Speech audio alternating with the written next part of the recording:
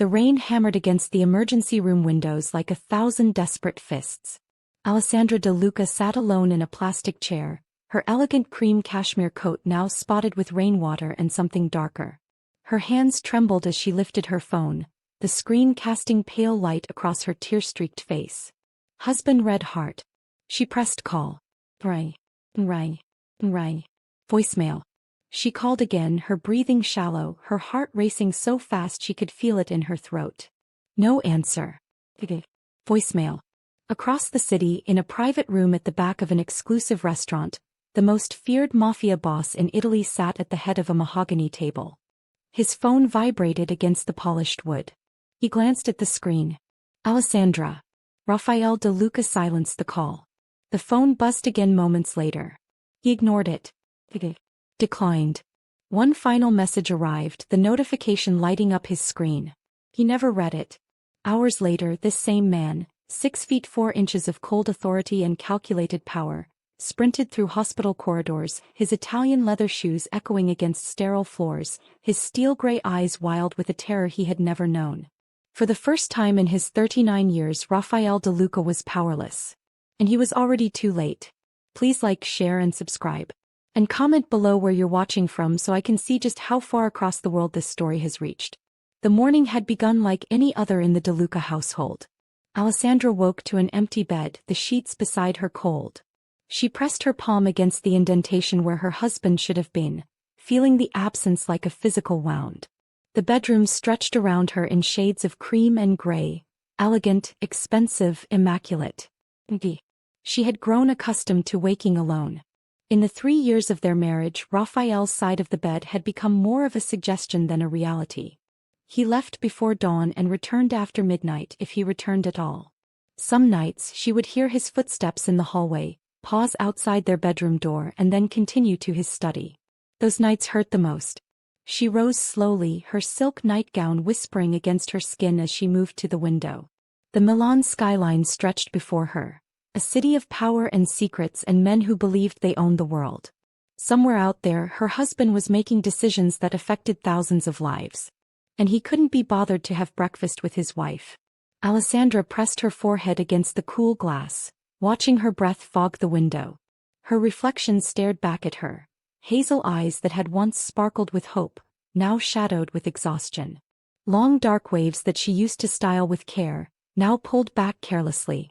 A face that magazines once called radiant, now pale with loneliness. When had she become this woman? She knew exactly when. It had started 6 months after the wedding, when Raphael's attention had shifted from courtship to consolidation. He had won her, the daughter of a respected Italian family with political connections, and now there were empires to build, rivals to crush, territories to claim. She had become furniture. Beautiful furniture, of course. Displayed at galas and charity events. Photographed for society pages. Envied by women who saw only the designer gowns and the diamonds and the dangerous, devastatingly handsome husband who stood beside her. They never saw the silent dinners. They never saw the nights she cried herself to sleep. They never saw the way Raphael looked through her as if she had become invisible.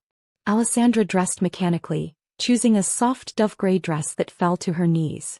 She added minimal jewelry, her wedding ring, a delicate gold necklace, and applied just enough makeup to hide the evidence of another sleepless night.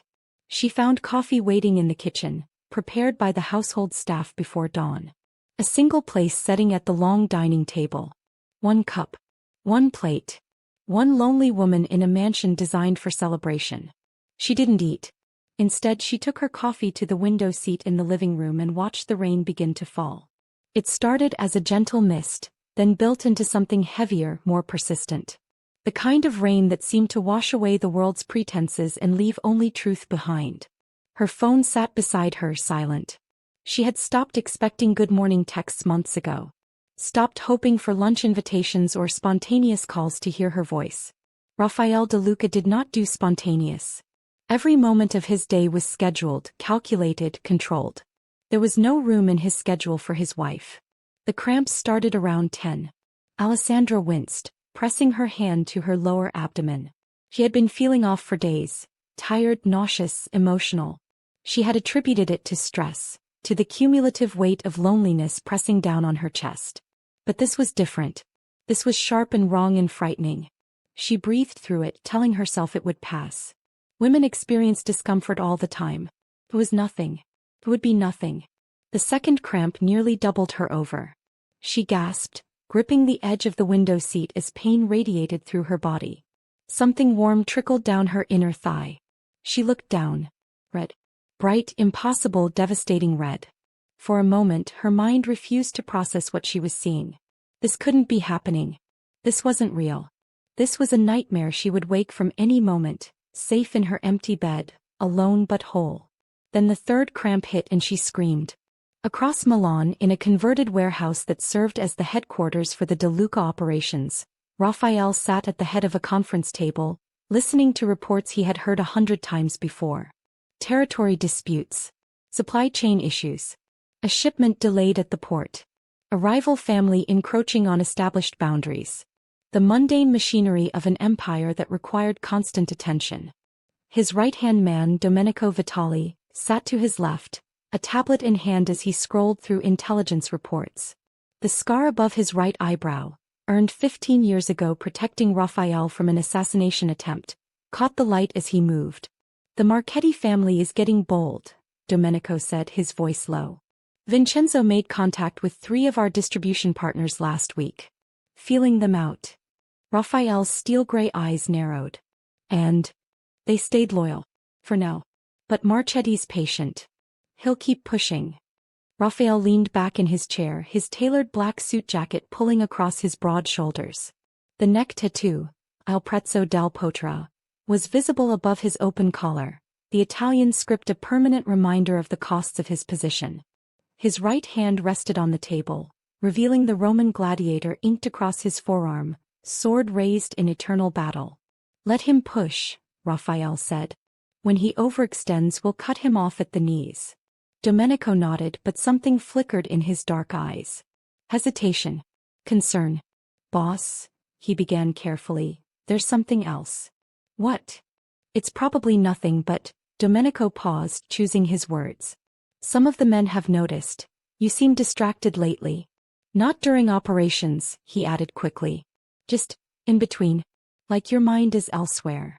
Raphael's jaw tightened. The stubble along his sharp features seemed to darken with his expression. My mind is exactly where it needs to be. Of course. Domenico set down the tablet. I just thought, if there's anything at home. There's nothing at home. The words came out harder than intended. Raphael heard them echo in the silence that followed, heard the edge in his own voice. Nothing at home. As if his wife, his beautiful, patient, devoted wife, was nothing. He pushed the thought aside. Focus on Marchetti, he ordered. I want to know every move he makes before he makes it. Domenico nodded and gathered his materials, but something in his expression suggested the conversation wasn't finished. He had known Raphael since they were teenagers, had stood beside him through violence and triumph and loss. He recognized the signs of a man running from something. He just didn't know what. Alessandra managed to call for help. The household staff found her on the living room floor, curled around the pane, her gray dress stained with blood. They called an ambulance. They called the estate security. They tried to call Raphael. No answer. In the ambulance, surrounded by strangers in uniforms who spoke in calm, professional voices, Alessandra reached for her phone with trembling hands. The paramedic had started in 4, and the needle pinched in the crook of her elbow as she moved. Mrs. De Luca, please try to stay still. I need to call my husband. Her voice broke on the word. Husband. The man who was supposed to be here. The man who should be holding her hand, telling her everything would be okay, using that deep, commanding voice to make her believe it. She called. The phone rang. Voicemail. She called again, tears streaming down her face, her free hand pressed against her abdomen as if she could hold everything together through sheer force of will. No answer. Ma'am, we're almost at the hospital. Please. She was sobbing now, all dignity stripped away by fear. Please, I need him. I need. The phone went to voicemail again. She typed a message with shaking fingers, the words blurring through her tears. Raphael, I'm being taken to the hospital. Something is wrong. Please come. Please. I need you. He sent it. The screen showed delivered. Then nothing. The meeting dragged on. Raphael listened to reports about finances, about upcoming negotiations with a Colombian supplier, about a judge who needed convincing and a politician who was becoming problematic. His phone sat on the table beside him, face down, silent except for periodic vibrations that he ignored. Alessandra called too often for trivial things. That was what he told himself. She called to ask about dinner plans, about charity events, about things that could easily wait. She didn't understand that his work required focus, that every distraction could cost him money or men or both. She was his wife. He would always be there. She could wait. The phone vibrated again. Raphael glanced at it, saw the notification light blinking and turned back to the meeting. The senator is concerned about the investigation, one of his lieutenants was saying. He wants reassurance that his name will stay out of it. Then reassure him. Raphael's voice was ice. And remind him that his name stays out of things because of us. His memory seems to be failing. The lieutenant nodded and made a note. Another vibration. Domenico's eyes flickered to the phone, then to Raphael. Boss, your phone? I know. It's been going off for the past 20 minutes. I'm aware. Something crossed Domenico's weathered face. He had survived 43 years in a world that killed most men by 30. He had developed instincts that kept him alive when others fell. And those instincts were screaming now. Maybe you should check it. Raphael's steel-gray eyes met his. For a moment the room temperature seemed to drop several degrees. When I want your advice about my personal life, I'll ask for it. Domenico held his gaze. You never ask for it. That's the problem. The silence stretched between them, heavy with years of loyalty and respect and things left unsaid. Finally Raphael looked away. Continue the briefing. The meeting went on. The phone eventually stopped vibrating. And 90 miles away, in a hospital emergency room, Alessandra De Luca learned that she had lost the baby she hadn't even known she was carrying. Dr. Sofia Romano delivered the news with the gentle directness that came from years of experience. She sat beside Alessandra's bed, her dark hair pulled back in a neat bun, her expression filled with professional compassion. The emergency room bustled beyond the curtain. Beeping machines, rushing footsteps, the constant murmur of crisis being managed. Inside this small space time had stopped. Mrs. De Luca, Dr. Romano said softly, I'm very sorry to tell you this, but you've experienced a miscarriage. You were approximately 8 weeks pregnant. The words didn't make sense. Alessandra stared at the doctor, trying to process what she was hearing. Pregnant. She had been pregnant. There had been a life growing inside her, a tiny, miraculous possibility, and she hadn't even known. That's not possible, she whispered. I didn't know. Many women don't realize they're pregnant in the early weeks, especially if their cycles are irregular or if they're under significant stress. Dr. Romano's voice was kind. The symptoms can be subtle. Fatigue, nausea, emotional sensitivity. All things Alessandra had been experiencing. All things she had attributed to loneliness and neglect. Is there someone we can call? Dr. Romano asked. A family member? Your husband? The question was a blade. I tried, Alessandra managed. He didn't answer. Something flickered in the doctor's eyes. Recognition perhaps, or judgment carefully suppressed. Would you like us to try again?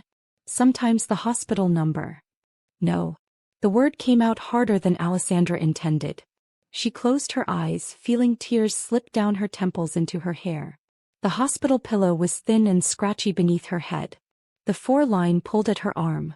Everything felt foreign and wrong and impossible. I'll keep trying, she said finally. He'll answer eventually. But even as she said it, she wasn't sure she believed it anymore. The afternoon bled into evening. Raphael's meetings finally concluded around 6. And he retreated to his private office to review documents that required his signature. The room was designed for intimidation. Dark wood, heavy furniture, a massive desk that had belonged to his father and his father before him. The walls held photographs and paintings of De Luca men throughout history, stern-faced patriarchs who had built and defended and expanded an empire. Raphael had surpassed them all. He had taken a powerful family and made it dominant.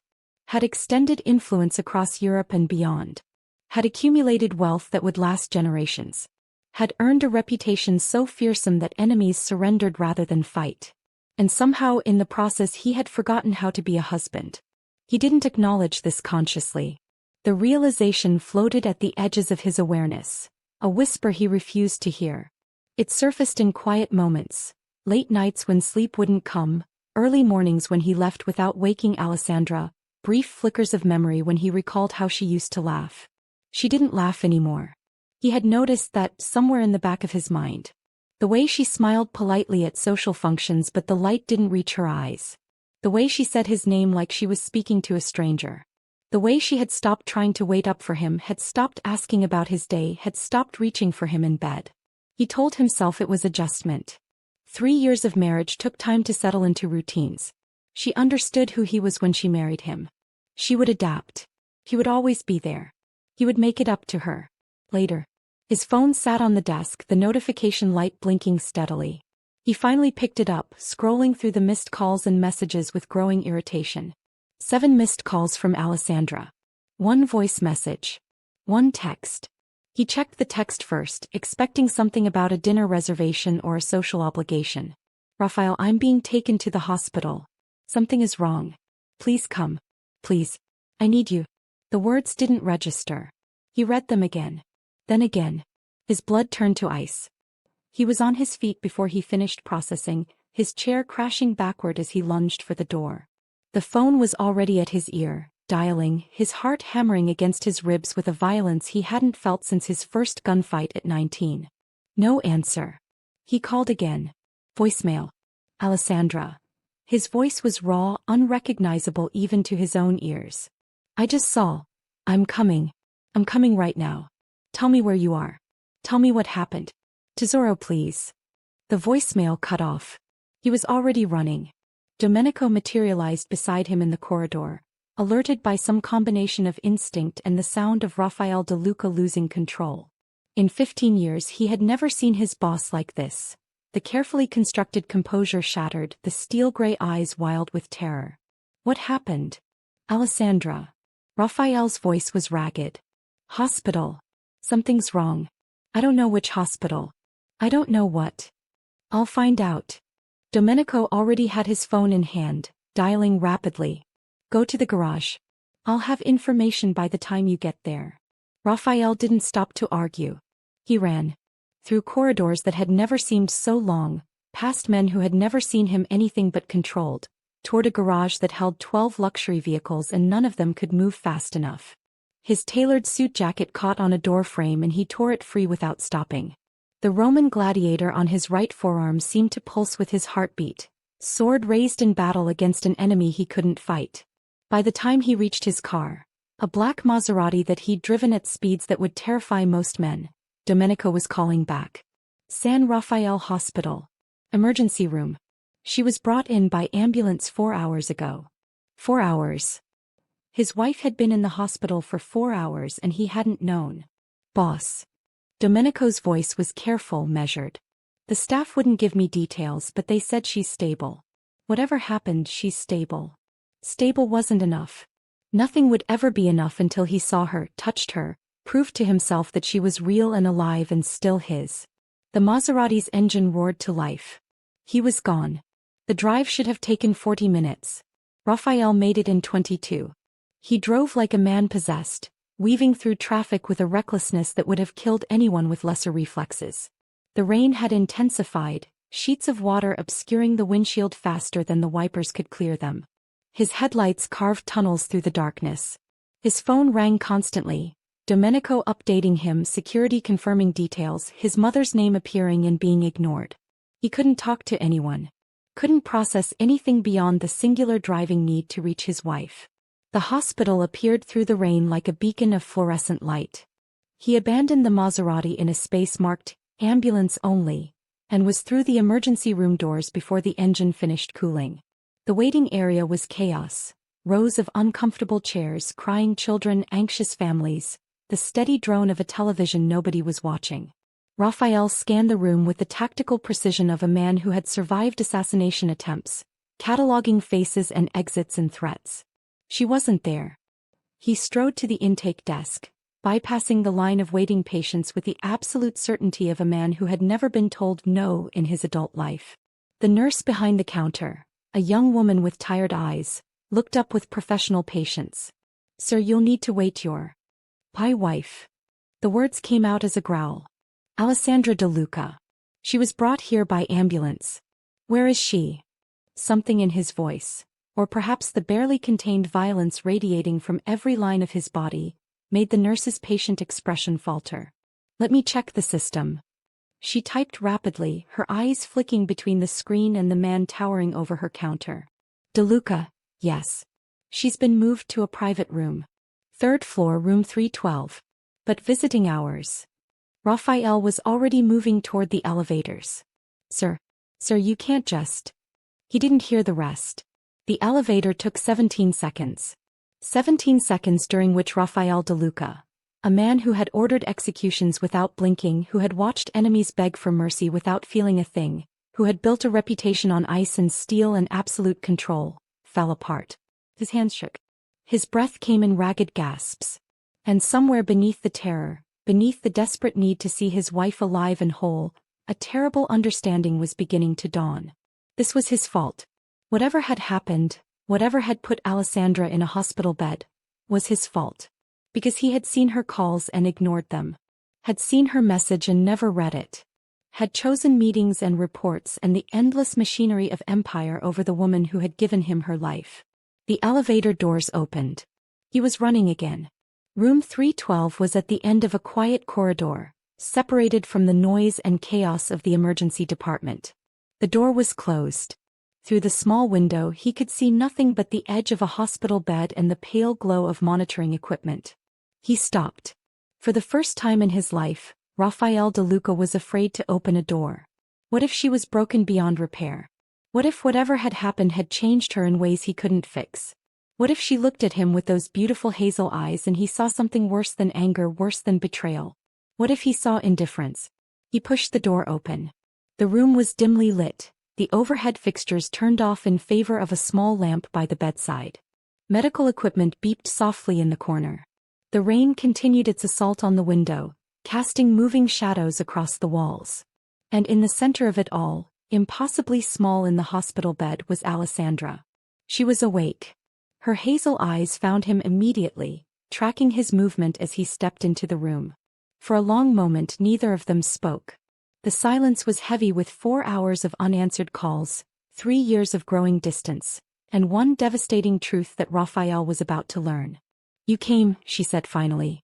Her voice was hoarse. I came as soon as I saw. He moved toward her, his hands reaching for her automatically. Alessandra, what happened? The message said the hospital and I didn't. You didn't see it for 4 hours. The words were quiet.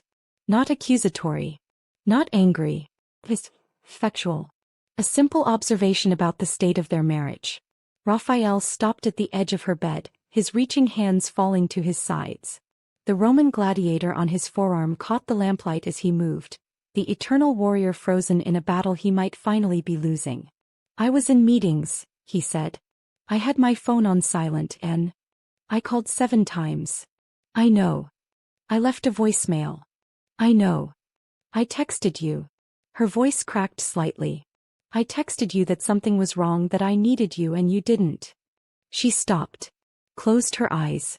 Drew a breath that seemed to require enormous effort. Raphael watched her and for the first time he truly saw what he had been too busy to notice. The shadows under her eyes that spoke of sleepless nights. The thinness of her face that suggested she hadn't been eating properly. The way her hands lay limp on the blanket as if she no longer had the energy to reach for anything. When had she become this fragile? When had he stopped looking closely enough to see? Alessandra. He sat on the edge of the bed, carefully as if she might shatter. Tell me what happened. Tell me what the doctor said. She opened her eyes. They were red-rimmed, bloodshot, and filled with a grief so profound that it stole his breath. I was pregnant, she said. The words didn't make sense. He stared at her, waiting for the explanation that would clarify, would explain, would make this moment less surreal than it felt. I was 8 weeks pregnant, she continued, her voice hollow. I didn't know. I was tired and nauseous and emotional, but I thought it was stress. I thought it was, she laughed, a broken sound. I thought it was the strain of being married to a man who can't be bothered to answer his phone. Pregnant. The word echoed in his skull. Pregnant. She had been carrying his child. This morning I started, there was pain and blood and I was alone. Her tears were falling now, silent streams that she didn't bother to wipe away. I called the staff. They called an ambulance. And I called you, Raphael. Over and over. Because I was scared and I needed my husband and I... Her voice broke completely. And I lost our baby while you were in meetings. The world stopped. Raphael sat perfectly still, his mind refusing to process what he was hearing. Lost our baby. The words were abstract, impossible, a sentence that belonged in someone else's nightmare. But the grief on his wife's face was real. The blood she had lost was real. The baby, their baby, had been real. I didn't. His voice was a rasp. Alessandra, I didn't know. I swear to you if I had known. You would have what? The sudden sharpness in her tone cut him like a blade. Answered the phone? Made time between your very important meetings to check on your wife. Yes. Would you? She pushed herself up in the bed, wincing slightly at the movement. Would you really? Because I've been calling you for months, Raphael. Not about emergencies. Just trying to reach you. Trying to feel like I matter. And you never answer. You never call back. You come home after midnight and you leave before dawn and I... She pressed her hand to her chest as if trying to hold herself together. I have been so lonely, she whispered. For so long. And I kept telling myself it was temporary. That you were busy, that things would calm down, that eventually you would remember that you have a wife who loves you. Loves. Present tense. Even now, after everything, she still used present tense. I forgot what it feels like to matter to someone, she continued. I forgot what it's like to be touched, to be seen, to be loved. I've been disappearing, Raphael. Piece by piece, day by day. And you never noticed. He wanted to argue. Wanted to explain about responsibilities and threats and the weight of empire that pressed down on him every moment. Wanted to make her understand that he had never stopped loving her, had never stopped wanting her, had only lost his way in the endless demands of his position. But the words turned to ash in his mouth. Because she was right. He had taken her for granted. Had assumed she would always be there, patient and understanding, waiting for him to remember her existence. Had put her in a beautiful cage and then walked away, confident that the gilding would make up for the imprisonment. And now they had both paid the price. Alessandra. He reached for her hand. She didn't pull away, but she didn't reach back either. Her fingers lay passive in his grip, and the absence of response was worse than rejection. I am so sorry. For today. For everything. I have been failing you. For longer than I want to admit. Yes. She met his eyes steadily. You have. I don't know how to fix this. The admission cost him everything.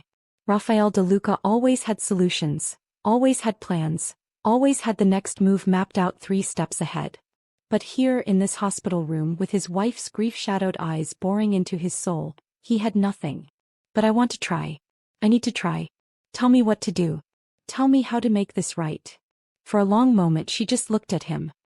He saw her taking in his disheveled appearance, the torn jacket, the rain-dampened hair, the wild desperation in his eyes.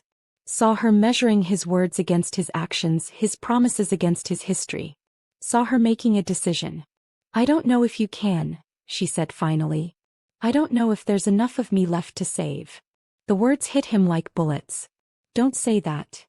His grip on her hand tightened involuntarily. Please don't say that. You are everything. You have always been everything. I forgot how to show you. I let the world get in the way and you let me become invisible. I know. You let me grieve our marriage alone night after night. I know. And today, her voice cracked again. Today I grieved our child alone. In an ambulance, surrounded by strangers, calling a husband who couldn't be bothered to pick up the phone. Each word was a knife. Raphael took them all. I will never forgive myself for that, he said quietly. For the rest of my life I will carry the knowledge that when you needed me most I wasn't there. Nothing I say can change what happened. Nothing I do can bring back what we lost. He lifted her hand to his lips, pressing a kiss against her cold fingers. The words, honor feed, honor and faith, stood out against his knuckles, mocking him with their empty promises.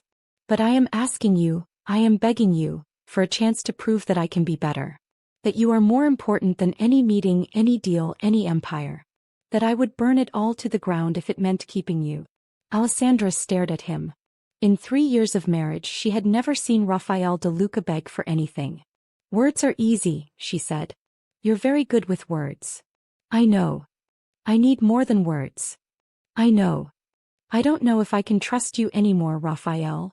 Her eyes filled with fresh tears. I don't know if I even want to. The honesty destroyed him. But it also gave him something to work with. She hadn't said she was leaving. Hadn't said it was over. Had admitted doubt, which meant somewhere beneath the grief and the anger, a thread of hope still existed.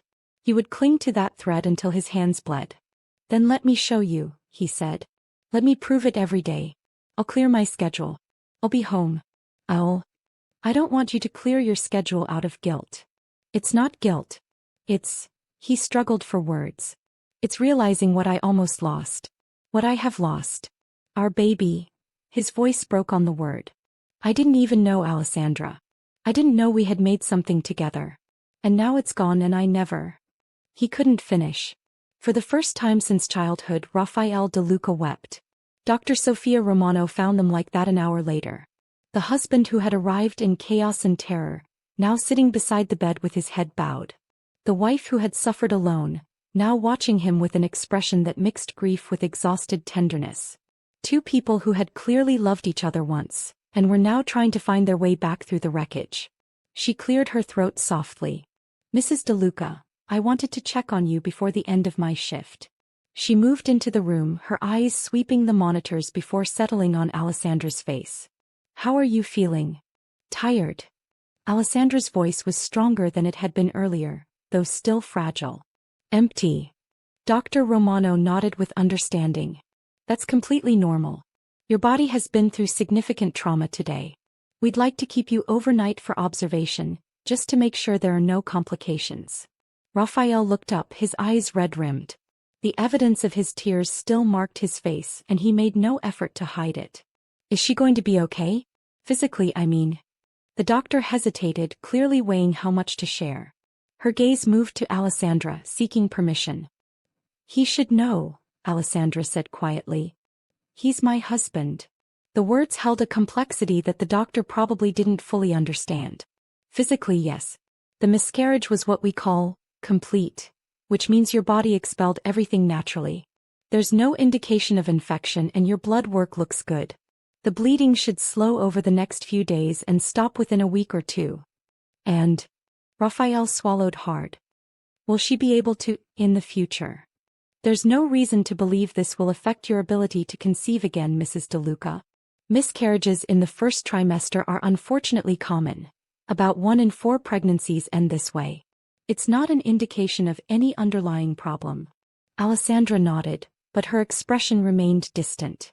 The clinical details, however reassuring they were meant to be, couldn't touch the emotional devastation beneath.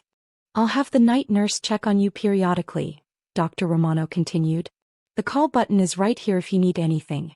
And I want you to know, she paused, her professional demeanor softening, that what you're feeling is valid. All of it. The grief, the anger, the confusion. It's all normal and it's all okay. Thank you, doctor. After Dr. Romano left, silence settled over the room again. Rafael remained beside the bed, one hand still holding Alessandra's, his thumb tracing patterns on her skin that he hoped were comforting. He didn't know what to say. For a man who had negotiated deals worth billions, who had talked his way out of federal investigations and stared down rivals without blinking, he had no words for this moment. You should go home, Alessandra said eventually. Get some rest. I'm not leaving. Rafael. I'm not leaving you. He lifted his head, meeting her eyes. The steel gray was gone, replaced by something raw and vulnerable. Not tonight. Not ever again. If you want me to go, you'll have to call security to drag me out, and even then I'll fight them. A ghost of something that might have been a smile touched her lips. You'd lose. You're not exactly dressed for combat. He looked down at himself. The torn jacket, the rumpled shirt, the trousers stained with rain and desperation. I'd fight anyway. She was quiet for a long moment. Then she shifted in the bed, making space beside her. There's not really room for you, she said. But you can try. It was not forgiveness. It was not reconciliation. It was a crack in the door, the smallest possible opening. Raphael took it. He kicked off his shoes and carefully arranged himself beside her, one arm sliding beneath her head to cushion it. The hospital bed was too narrow, the mattress too thin, the angle awkward. He had slept in luxury his entire adult life. Silk sheets, down pillows, beds that cost more than most people's cars. This was the most comfortable he had been in years. Alessandra turned into him, her face pressing against his chest. He felt her tears soak through his shirt, felt the silent sobs that shook her body. And he held her through it all, his lips against her hair, his arms wrapped around her as if he could physically keep her from falling apart. "I'm sorry," he whispered over and over. "I'm so sorry. I'm here now. I'm here." Eventually, exhausted by grief and trauma and the emotional weight of the day, she fell asleep. Raphael stayed awake.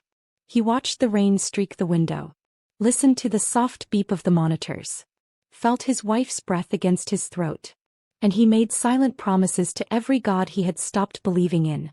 Promises about changes he would make, priorities he would reset, a marriage he would rebuild from the ashes of his own neglect. He would be better. He had to be. Because the alternative was unthinkable. The night passed slowly.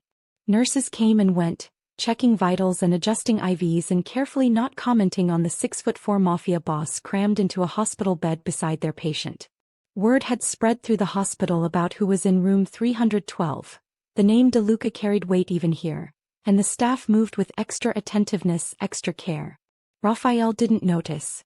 His entire world had contracted to the woman in his arms. Around 3 a.m. his phone buzzed.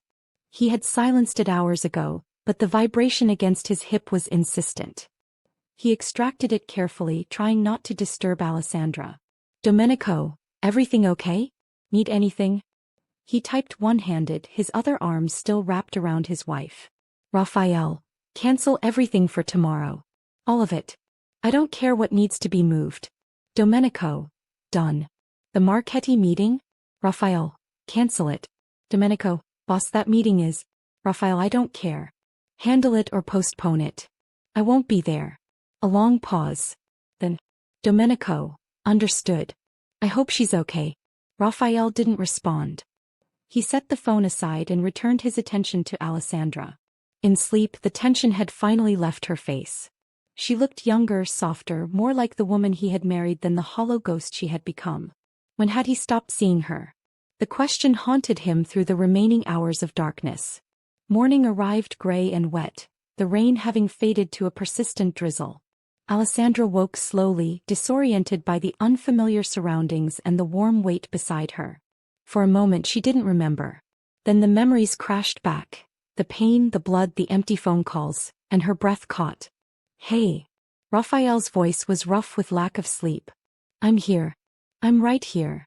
She looked up at him, taking in the stubble that had grown darker overnight, the shadows under his eyes, the rumpled remains of his expensive clothes. "You stayed." "Of course I stayed. You have meetings." "I cancelled them." She blinked, clearly processing this information. "All of them. Everything for today. Possibly the rest of the week." He brushed a strand of hair from her face, his touch impossibly gentle. "I meant what I said last night, Alessandra. You are more important than any of it." She was quiet for a long moment. "One night doesn't fix 3 years, Raphael." "I know. I don't even know if I want to try to fix this." The words landed like physical blows, but he absorbed them. "Will you think about it?" he asked. "Will you give me time to show you that I can change?" "I've given you time. 3 years of time."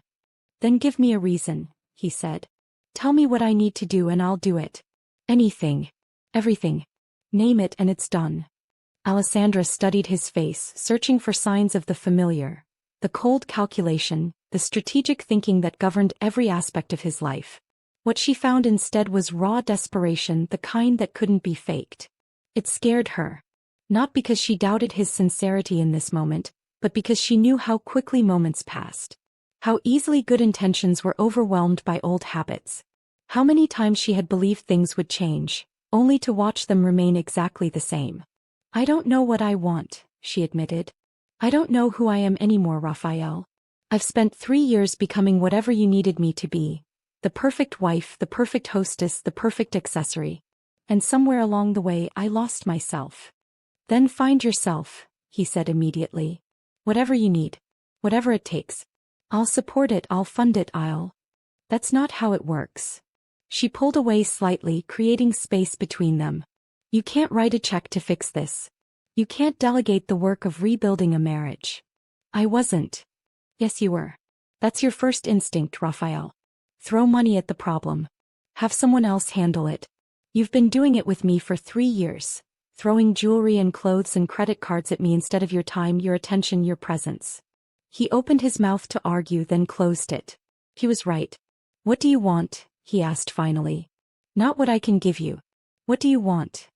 The question seemed to catch her off guard. I don't know, she said again. I've been so busy trying to be what you needed that I forgot to ask myself that question. Then figure it out. Take as long as you need. He sat up, running a hand through his disheveled hair. And while you're figuring it out, I'll be here. Not pressuring you. Not demanding answers. Just present. Available. Being the husband I should have been all along. Alessandra looked at him and something flickered in her eyes. Not forgiveness, it was far too early for that. But maybe something like cautious hope. I want to go home, she said. Not your home. My home. My parents' house. I need space to think. The words were a knife to his chest. But he nodded. Okay. Okay. She had clearly expected an argument. That's it? You're not going to. No. He reached for her hand, held it loosely. You said you need space. I'm going to give you space. Even if it kills me. Her eyes searched his face. And what about you? What will you do? Wait, he said simply. Wait and work on becoming someone worth coming back to. The discharge process took most of the morning. Raphael handled the paperwork with the efficiency of a man accustomed to moving mountains, his signature appearing on documents almost before the nurses could present them. He arranged for a private car, ensured that Alessandra's prescriptions were filled before they left the hospital, and fielded a constant stream of calls from concerned staff members and associates. Through it all, he never left her side. Alessandra watched him, trying to reconcile this attentive, present version of her husband with the distant ghost she had been married to for the past 3 years. Was this real? Could it last? Or was it simply guilt manifesting as temporary devotion, destined to fade as soon as the crisis passed? He didn't know. And for now, she was too exhausted to try to figure it out. The car ride to her parents' estate was silent. Raphael sat beside her in the back seat, close but not touching, his presence a constant warmth that she simultaneously craved and resented. Rain continued to fall outside the tinted windows, painting the city in shades of gray. When they arrived, he walked her to the door. I'll call you, he said, standing on the step below her so they were at eye level. Not to pressure you, just to check in. If that's okay. It's okay. And if you need anything at all, I'll be there in minutes. Day or night. I know. He reached out, his hand hovering near her face but not quite touching. I love you, Alessandra. I know I haven't shown it. I know my actions have contradicted my words. But I love you. More than I know how to say. She felt tears prick her eyes. I know you do. In your way. I'm going to learn to do it better. I hope so. He lowered his hand, stepped back, and watched as his wife disappeared into her childhood home, closing the door between them with a soft finality that echoed in his chest like a gunshot. The days that followed were agony. Raphael returned to the mansion that had never felt emptier. He walked through rooms that Alessandra had decorated, touched objects she had chosen, slept in a bed that still smelled faintly of her perfume. And he worked. Not on business. He had delegated everything he could, handed off meetings and decisions to Domenico with instructions to handle things as he saw fit. The empire could run itself for a while. It was time for him to focus on what actually mattered. He started therapy. The decision would have been unthinkable a week earlier. Raphael De Luca did not discuss his feelings with strangers. Did not admit weakness to anyone.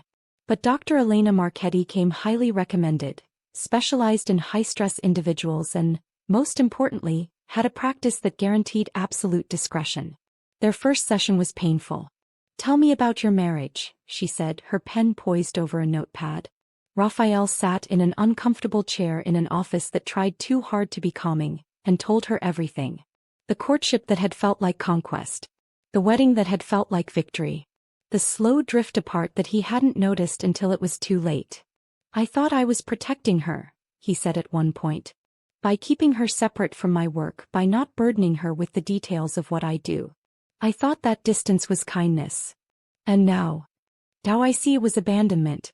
I built walls between us and called them boundaries. I gave her everything except myself. The words hurt to say. They hurt more because they were true. He called Alessandra every evening at 8. The conversations were brief at first. How are you? I'm fine. Did you eat? Yes, I ate. The stilted exchanges of two people who had forgotten how to talk to each other. But gradually, slowly they began to expand. I started painting again, she told him on the 4th night. My mother set up a space for me in the garden studio. I didn't know you painted. Pause. You never asked. The words stung, but he absorbed them. Tell me about it. What do you paint? And she did. She told him about the watercolors she had loved as a child, the art history degree she had abandoned when they married, the creative impulses she had suppressed to become the perfect Mafia wife. He listened. Really listened in a way he couldn't remember doing before. You should paint more, he said when she finished. You should do whatever makes you happy. I don't know what makes me happy anymore. Then find out. Take as long as you need. A week after she left, Alessandra's mother called him. Maria Fontana was a formidable woman who had never particularly approved of her daughter's marriage. Her voice on the phone was ice. My daughter is grieving, Mr. DeLuca. I know. She tells me you've been calling every day. Yes. She tells me you've cleared your schedule. That you're seeing a therapist. That you're saying all the right things. Yes. Pause. I don't believe you. The words landed without emotion. Raphael had expected them. You shouldn't, he said. I haven't earned anyone's trust. But I'm going to. Pretty words. I know. I'm learning that actions speak louder. Another pause, longer this time. Alessandra loved you, Maria said finally. I never understood why. You are cold and dangerous and entirely wrong for her, but she loved you. And you broke her heart. Not today, not with the miscarriage, but slowly. Over years. You starved her until she forgot what it felt like to be full. I know. Do you? Because my daughter used to laugh, Mr. DeLuca. She used to dance and paint and fill rooms with her joy. And I watched that light dim every time she came home from visiting you.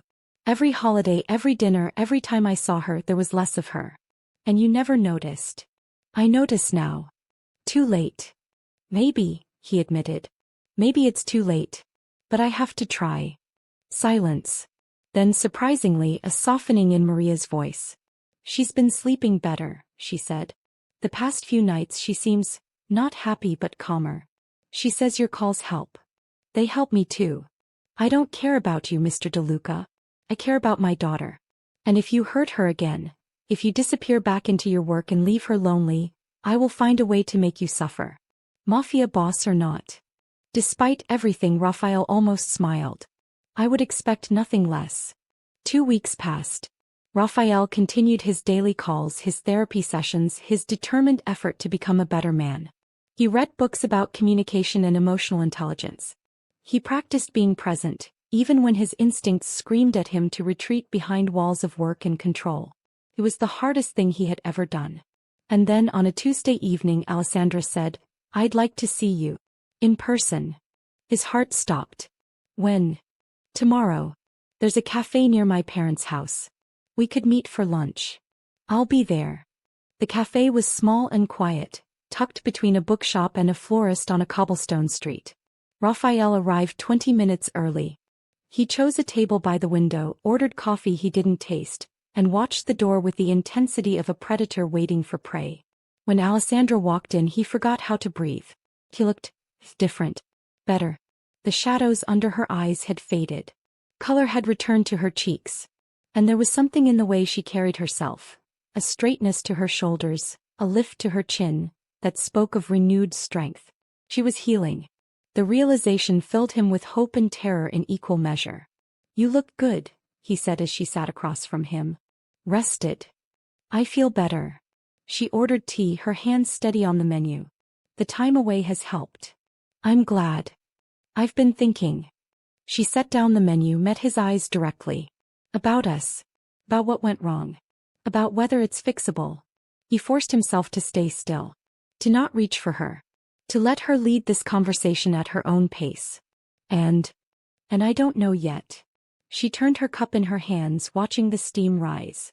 What I do know is that I'm not ready to give up. Not completely. But I'm also not ready to come home. Okay. I need more time. And I need proof. Not words, not promises. Proof that you can be different. That you want to be different, not just because you feel guilty about what happened, but because you actually see what you've been doing wrong. How do I prove that? She looked at him, her hazel eyes searching his face. Come to dinner, she said. This weekend. At my parents' house. My whole family will be there. My parents, my brothers, my grandmother. They all have opinions about you and none of them are good. Raphael understood. He was testing him. Putting him in an uncomfortable situation to see how he would respond. The old Raphael would have balked, would have delegated, would have found an excuse to avoid such a vulnerable position. I'll be there, he said. Something flickered in her eyes. Surprise. Respect. Saturday at 7. Don't be late. I won't. They talked for another hour. About her painting, which was progressing better than expected. About his therapy, which was more challenging than he had anticipated. About small things, books and weather and memories from early in their relationship, that helped rebuild the connection between them. When she finally stood to leave, he stood with her. Alessandra. He paused, looking up at him. Thank you, he said. For giving me another chance. I know I don't deserve it. No, she agreed. You don't. But she smiled slightly as she said it. And when she left, she touched his hand briefly. A whisper of contact that burned through him like fire. Progress. Slow, painful, uncertain progress. But progress nonetheless. The dinner with Alessandra's family was a disaster from the start. Raphael arrived exactly on time, dressed in a dark suit that balanced formality with approachability. He brought flowers for Maria, wine for her father, and a gift for Alessandra's grandmother. An antique rosary from a reputable dealer that he hoped would soften her religious disapproval of their civil ceremony. None of it helped. The Fontana family home was warm and chaotic, filled with the kind of boisterous energy that Raphael's cold upbringing had never allowed. Children ran through hallways. Adults argued cheerfully in the kitchen. A dog of indeterminate breed barked at his ankles. And everywhere he went, eyes followed him with open suspicion. So, said Marco Fontana, Alessandra's eldest brother, as they sat down to dinner. The famous Raphael De Luca. The man who couldn't answer his phone. Marco, Alessandra began. No, it's fine. Raphael met Marco's hostile gaze steadily. He's right. I failed your sister when she needed me most. I have no excuse for that. No excuse. Marco laughed humorlessly. You were in meetings. Such important meetings that you couldn't check your phone for 4 hours while your wife was losing. Marco. Maria's voice cut through the room like ice. That is enough. Silence fell. Raphael looked at Alessandra, saw the pain in her eyes and made a decision. Actually, Mrs. Fontana, I'd like to address this. If you'll allow me. She raised an eyebrow but nodded. He turned to Marco, then let his gaze sweep the table. Maria, Alessandra's father Giuseppe, her younger brother Luca, her grandmother, her cousin and her husband, the children who had stopped fidgeting to watch the drama unfold. You're all right to be angry with me, he said. Everything Marco said is true. I wasn't there when Alessandra needed me. But it wasn't just that day. It was every day for 3 years. I neglected my wife. I prioritized my work over my marriage. I took her for granted and assumed she would always be there waiting for me. He paused, letting the words settle. I have no excuse. I could tell you about the pressures of my business, about the threats and responsibilities that demand constant attention. But the truth is I made choices. Every time I let a meeting run late. Every time I silenced a call. Every time I came home after she was asleep. Those were choices. And they were wrong. Alessandra's grandmother crossed herself and muttered something in Italian. I am not here to ask for forgiveness, Raphael continued. That's not something any of you can give me. Only Alessandra can decide if I've earned it. I'm here because she asked me to come. Because she is giving me a chance I don't deserve, and I will do whatever it takes to prove I'm worthy of it. He looked at Alessandra. I love your daughter.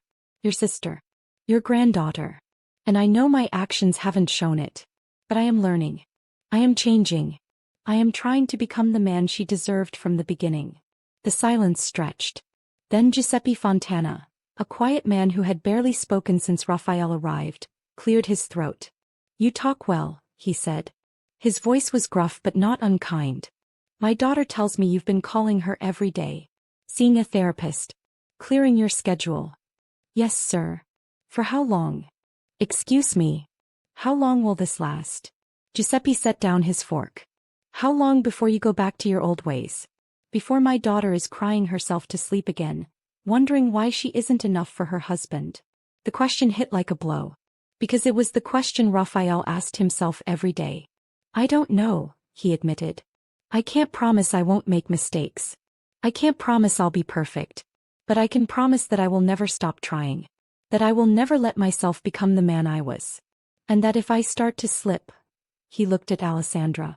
I hope you will tell me. Before it's too late. Alessandra's eyes glistened.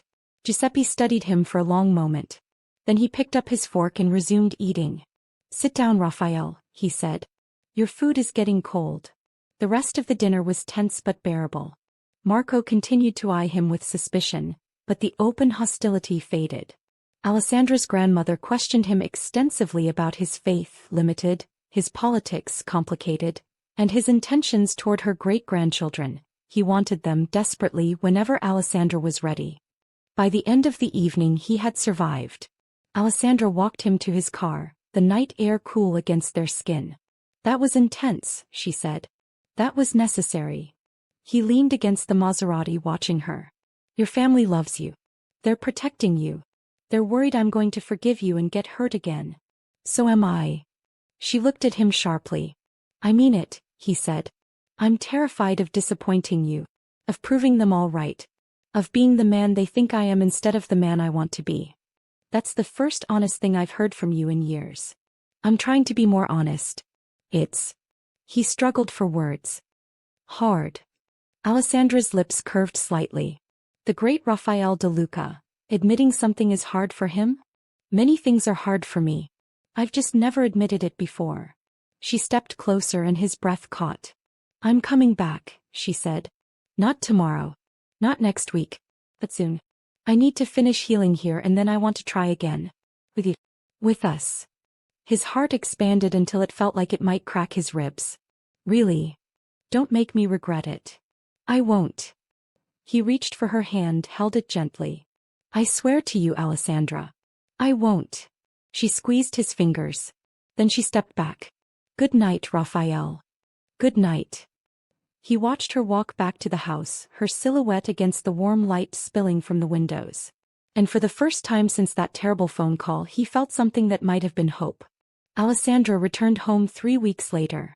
The mansion had changed in her absence.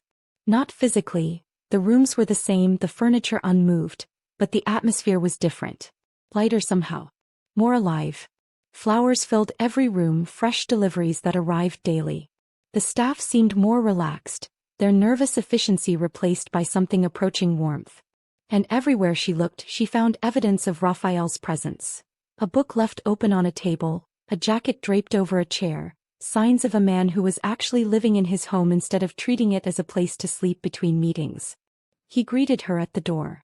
Welcome home, he said simply. She looked at him, really looked, and saw the changes that 3 weeks of effort had wrought. He was less rigid, his posture more relaxed. The cold calculation in his eyes had softened into something warmer. Even his clothes were different, still impeccably tailored but less severe. More approachable. It's good to be back, she said. And she meant it. The weeks that followed were a slow process of rebuilding. They ate meals together. Actually sitting at the table, actually talking instead of the silent, separate dinners that had defined their marriage.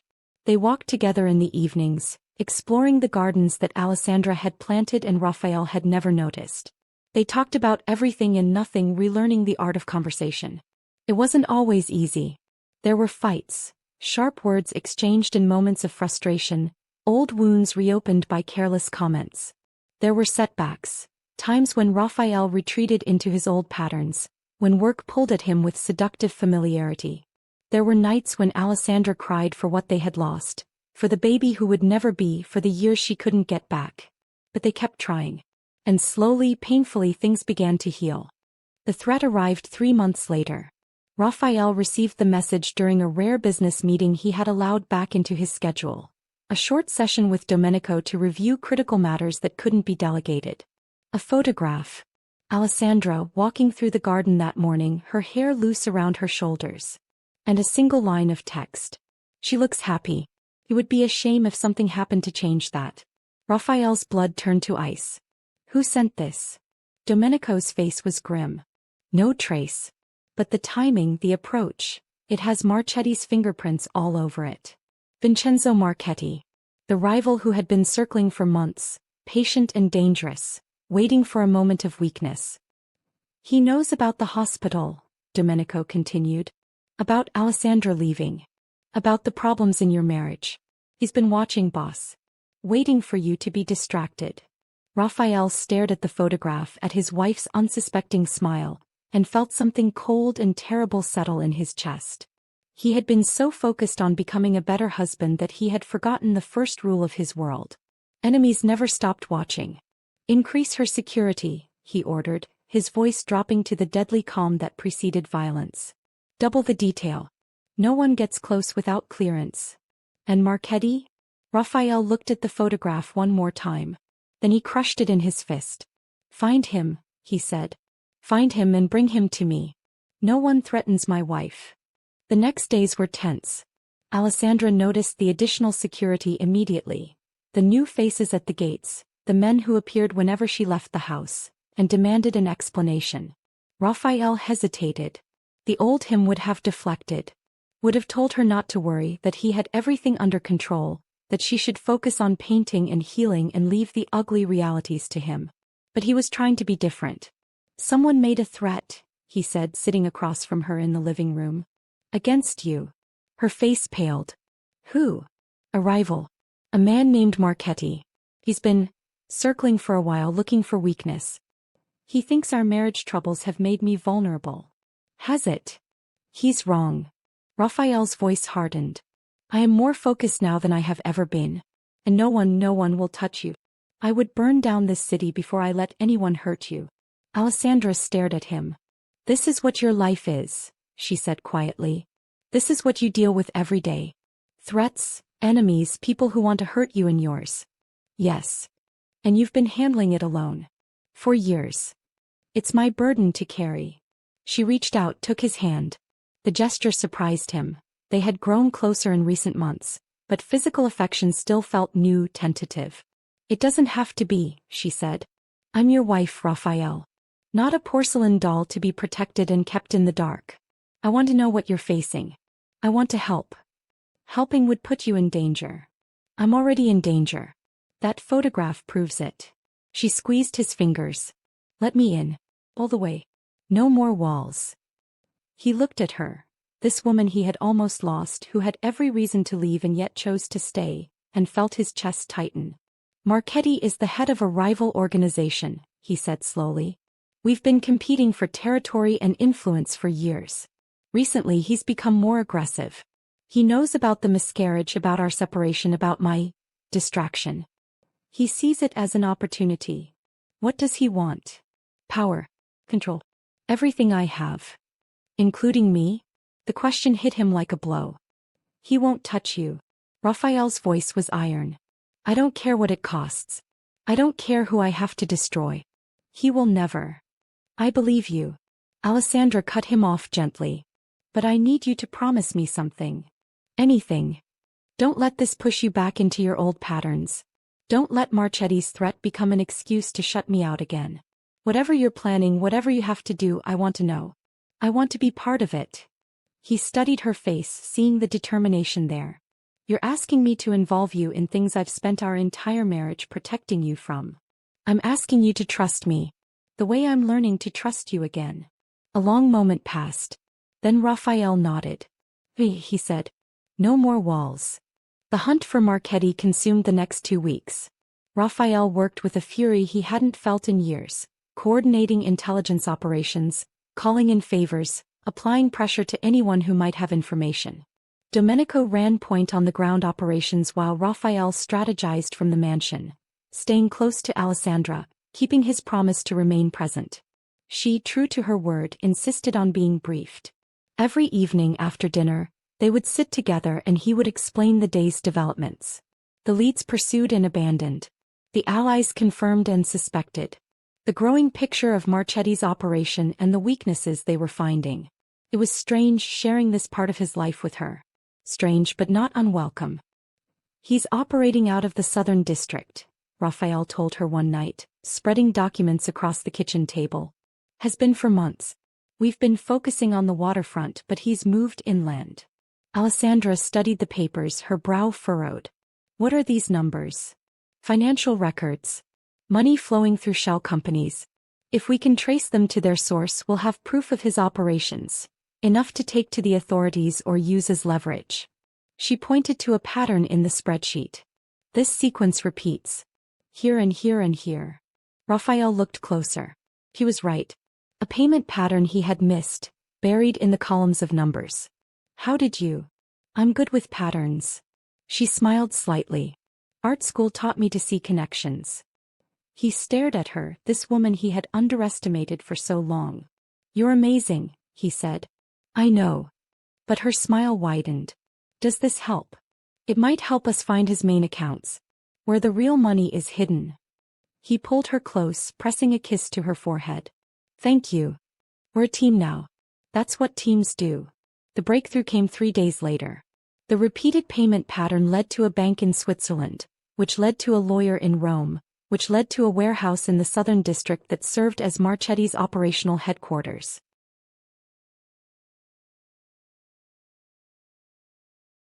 Raphael assembled his most trusted men. Tonight, he told them. We end this.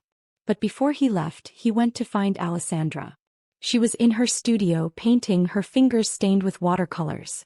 The canvas before her showed a garden in full bloom, bright colors and soft edges that seemed completely at odds with the violence he was about to unleash. I have to go, he said from the doorway. She set down her brush. I know. I might be late. I know that too. He crossed the room, pulling her into his arms. She smelled like paint and flowers like home. I love you, he said against her hair.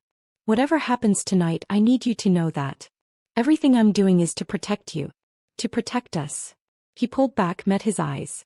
Come home to me, she said. That's all I ask. Whatever you have to do, whatever it costs. Come home. I will. He kissed her, deeply, desperately, pouring everything he felt into the contact. Then he left to do what needed to be done. The warehouse was surrounded by midnight. Raphael's men moved with practiced precision, cutting power, neutralizing guards, sealing exits. He led the charge himself, the familiar weight of violence settling over him like a second skin. But something had changed. Before, the violence had been cold. Calculated. A tool to be wielded without emotion. Now there was purpose. He wasn't just protecting territory or sending messages. He was protecting her. His wife. His future. Everything that mattered. They found Marchetti in an office on the second floor, surrounded by bodyguards who fell quickly. Vincenzo Marchetti was 62 years old, silver-threaded hair impeccably styled, cold eyes calculating even as his men dropped around him. He sat behind a desk, hands visible, apparently unsurprised by the invasion. Raphael, he said calmly. I wondered when you would come. You threatened my wife. I sent a photograph. A reminder that the world still turns while you play house with your pretty wife. Marchetti smiled thinly.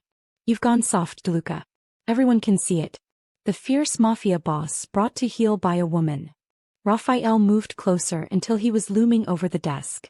The Roman gladiator on his forearm seemed to pulse as he clenched his fist. You think loving my wife makes me weak? I think it makes you distracted. Vulnerable. I think it gives your enemies a target. You're right. Raphael leaned down, his voice dropping to something barely above a whisper. She is a target. Which is why I will destroy anyone who threatens her. Completely. Thoroughly. Without mercy. Marchetti's smile flickered. You can't kill me. I have insurance. Associates who will. I'm not going to kill you. The statement seemed to surprise the older man. I'm going to ruin you, Raphael continued. The accounts in Switzerland. The lawyer in Rome. The judge you've been paying, the politicians in your pocket, the businesses you've been running through this warehouse. I have documentation on all of it. Enough to bury you legally, financially, and socially. Marchetti's face paled. You won't walk away from this, Raphael said. You'll spend the rest of your life in a cell stripped of everything you built. Your family will disown you. Your allies will abandon you. And everyone will know that you made the mistake of threatening Alessandra De Luca. He straightened. Take him. His men moved forward. And Vincenzo Marchetti, for the first time in decades, looked afraid. It was nearly dawn when Raphael returned home. He found Alessandra waiting in the living room, wrapped in a cashmere blanket, her eyes heavy with exhaustion but refusing to close. It's done, he said from the doorway. She rose and crossed to him, her arms wrapping around his waist. He held her close, breathing in her scent, feeling the tension drain from his body. Are you hurt? No. Is it really over? Yes. Marchetti will be arrested within the week. His organization will collapse. We're safe. She looked up at him, her hazel eyes searching his face. You didn't kill him. No. Why? He considered the question. Because you asked me to come home, he said finally. And I can't do that if I'm becoming the monster everyone thinks I am. I wanted to kill him. For what he did, what he threatened. But there's a line, Alessandra. He showed me that. There has to be a line between protection and destruction. Her eyes filled with tears. I'm proud of you, she whispered. The words broke something inside him. He kissed her, softly at first, then deeper. She responded with equal intensity, her fingers threading through his hair, her body pressing against his. Come to bed, she murmured against his lips. Are you sure? I'm sure. He lifted her easily, carrying her through the mansion that finally felt like a home. And when they reached the bedroom they had shared for 3 years but rarely occupied, he showed her exactly how much he loved her. Months passed. The threat was neutralized. The marriage was healing. And slowly, beautifully, life began to bloom again. Alessandra's paintings filled the house, color and light replacing the cold elegance that had dominated before. She started showing her work at galleries, receiving praise that had nothing to do with her last name or her husband's reputation. Raphael continued therapy, continued his work to be better. He scheduled time for his wife the way he used to schedule meetings. Non-negotiable, prioritized above everything else. He learned to delegate, to trust, to accept that he didn't have to control every aspect of his empire. He learned to be present. And then, on a morning that started like any other, Alessandra took his hand and placed it on her stomach. I'm pregnant, she said. The world stopped. What? 8 weeks. I found out yesterday. Her eyes searched his face, a flicker of old fear visible beneath the hope. I wanted to wait until I was sure. Until I had seen the doctor. Until... He kissed her. Pulled her close. Held her with a tenderness he hadn't known he possessed. We're going to be parents, he breathed. If you want. I want everything with you. He drew back, cradling her face in his hands. Everything, Alessandra. Every morning, every evening, every difficulty and joy and mundane moment. I want all of it. I want this baby. I want you. I want the life we're building. Tears streamed down her face. But she was smiling. The pregnancy was not easy. Alessandra had complications. Nothing life-threatening, but enough to require bed rest for several weeks. Enough to send Raphael into a panic that only therapy and her steady presence could calm. He was there for everything this time. Every doctor's appointment. Every sleepless night. Every moment of fear and hope and anticipation. When the baby came, a girl 7 pounds and screaming with indignant life, Raphael held her in his arms and wept. She's perfect, he managed. She has your eyes. Alessandra smiled weakly from the hospital bed. I'm sorry about that. I'm not. He looked at his wife, at this woman who had survived his worst and given him his best. I don't deserve this, he said. Any of it. No, she agreed. But you're learning. They named her Serena. And in the months that followed, as Raphael learned to change diapers and sing lullabies and function on minimal sleep, the De Luca household transformed into something unrecognizable. Toys scattered across expensive floors. Baby formula replaced vintage wine on kitchen counters. The silence that had once felt oppressive gave way to cries and laughter and the chaos of family. It was messy. It was exhausting. It was perfect. On their 4th wedding anniversary, Raphael surprised Alessandra with a request. "Marry me again." She looked up from the book she was reading, Serena sleeping peacefully in her arms. "We're already married." "I know. But I want to do it right this time." He knelt before her, taking her free hand. "Our first wedding was a social event. Allies and obligations and expectations. I want to give you the wedding you deserved. Small, intimate, surrounded only by people who matter. Raphael. I want to stand before our families and promise to love you properly. To honor you properly. To be the husband I've been learning to be." He kissed her knuckles. "I want to show everyone, including myself, that I choose you. Every day. For the rest of my life." Alessandra stared at him. Then she laughed, a bright, free sound that he had missed for so many years. "Yes," she said. "Yes, absolutely yes." The ceremony took place on a sun-drenched afternoon in the gardens of the Fontana family home. Only 40 guests attended. Close family, trusted friends, people who had witnessed both the destruction and the rebuilding. Serena, now 6 months old, was carried by her grandmother, dressed in white lace that matched her mother's gown. Raphael waited at the altar, Domenico beside him as best man. And when Alessandra appeared, walking through the garden she had painted so many times, he felt his heart stop. She was radiant. Not just beautiful, radiant. Glowing with health and happiness and something that looked a lot like peace. Her hazel eyes found his across the distance and she smiled. The ceremony was simple. But the vows were not. "I promise to always answer your calls," Raphael said, his voice steady despite the emotion threatening to crack it. "To always be present even when work demands otherwise. To choose you, every time without exception, without hesitation. I promise to love you loudly and openly in a way that leaves no room for doubt.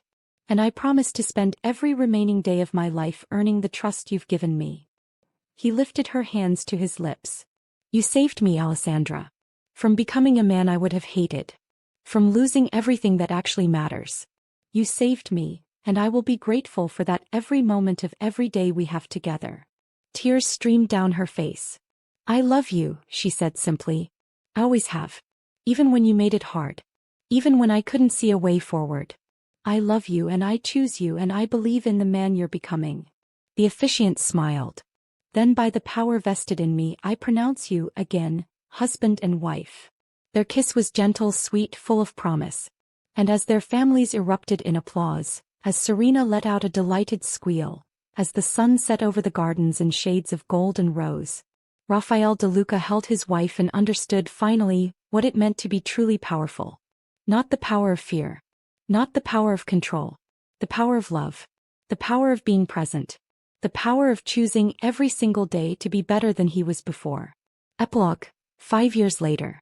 The gardens were filled with children. Serena, now 5 years old with her father's steel-gray eyes and her mother's warm smile, chased her younger brother through the roses.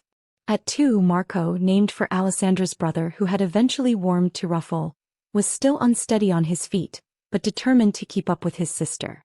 Raphael watched from the terrace, a glass of wine in hand. His phone buzzed in his pocket. He checked it, saw a message from Domenico about a business matter that could wait, and silenced it. The kids needed his attention. The work could wait. Could always wait now. Alessandra joined him, her hand slipping into his. "You look peaceful," she observed. "I am peaceful." He pulled her close. "Though I'll be less peaceful when Marco discovers the mud puddle his sister is leading him toward." They watched together as the inevitable occurred. Marco splashed into the puddle with gleeful abandon. Serena's attempts to maintain older sister dignity failed spectacularly. Within moments both children were covered in mud and laughing hysterically. "You're going to have to hose them down," Alessandra said. "I'm aware." But he was smiling as he set down his wine and descended the terrace steps. His children tackled him before he could reach them, small muddy hands grabbing at his clothes, pulling him down into the mess with them. Raphael de Luca, one of the most powerful men in Italy, feared and respected in equal measure, ended up flat on his back in a garden puddle, covered in mud, laughing with his children. Alessandra captured the moment on her phone. It would join the hundreds of other photos on their wall. Pictures of family dinners and first steps and birthday cakes and ordinary moments that had become extraordinary in their ordinariness. Later, after baths and dinner and bedtime stories, Raphael found his wife on their balcony, looking out at the city lights. "Happy?" he asked. Deliriously. He wrapped his arms around her from behind. "Thank you," he said against her hair. "For what?" "For giving me a second chance. For not giving up on me. For showing me what really matters." She turned in his arms, cupping his face. "You earned it," she said. "Every day you earned it. I'm still earning it." "I know." She smiled. "That's how I know you mean it." He kissed her, deeply, thoroughly, with all the love he had spent so many years failing to express. And somewhere in the house a child called out and they both moved to respond. Together. As they always would be. As they always should have been. The end. If this story moved you, please like, share and subscribe. Your support means everything and it helps these stories reach more hearts around the world. Drop a comment below telling me where you're watching from. I love seeing how far across the globe these stories travel. And if you haven't already, hit that notification bell so you never miss another emotional journey. Until next time, remember, it's never too late to fight for the love you almost lost.